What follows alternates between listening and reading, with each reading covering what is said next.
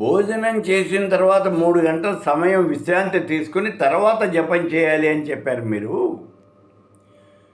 మరి అల్పాహారం తీసుకుంటే ఎంతకాలం తర్వాత చేయాలి?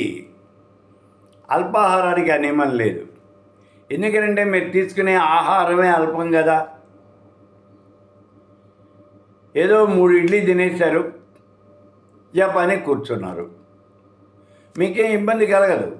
ఇందాకే చెప్పాను, ఎక్కువ తింటే నిద్ర వస్తుంది, తక్కువ తింటే నీరసం వస్తుంది. మరి ఒకటే ఇడ్లీ తిన్నారనుకోండి, కూర్చునేందుకు ఓపిక ఉండదు, జపం చేసుకునే ఓపిక ఉండదు. కాబట్టి అలాంటి పని చేయకండి. ఎక్కువగా తినేసారనుకోండి, నిద్ర వస్తుంది, మీకు తెలుసు.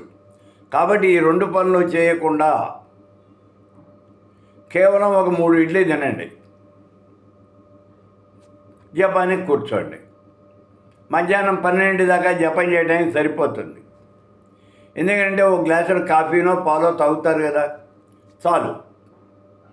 అలా మీరు జపం చేస్తే సరిపోతుంది.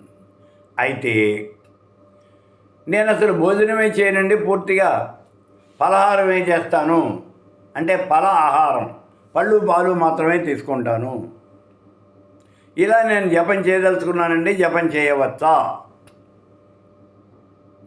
అసలు నేను భోజనం చేయను, పండ్లు పాలు ఆహారంగా తీసుకుని జపం చేస్తాను, చేయవచ్చా? బ్రహ్మాండంగా చేయొచ్చు. చాలా పట్టెక్కువ అలా చేసినటువంటి జపానికి. మనకు పురాణాల్లో చెప్పారు చూడండి, పార్వతీదేవి హిమవంతుడి కుమార్తె హేమవతి శివుడిని గురించి తపస్సు చేస్తాను అని ఇంట్లోంచి వెళ్ళిపోయింది.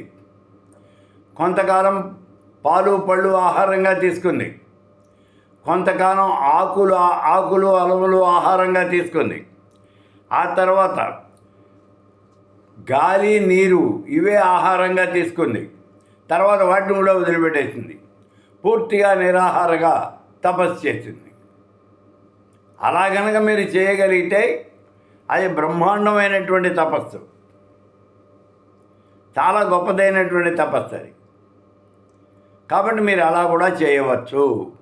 నిరాహారంగా కూర్చొని తపస్సు చేయటం అనేది చాలా గొప్పదైనటువంటి విషయం.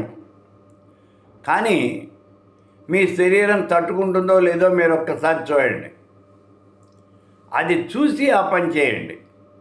ఎందుకంటే నిరాహారంగా మానవుడు ఎక్కువ కాలం ఉండలేడు. కాబట్టి ఈ విషయాన్ని గురించి కొంచెం గట్టిగా ఆలోచించండి.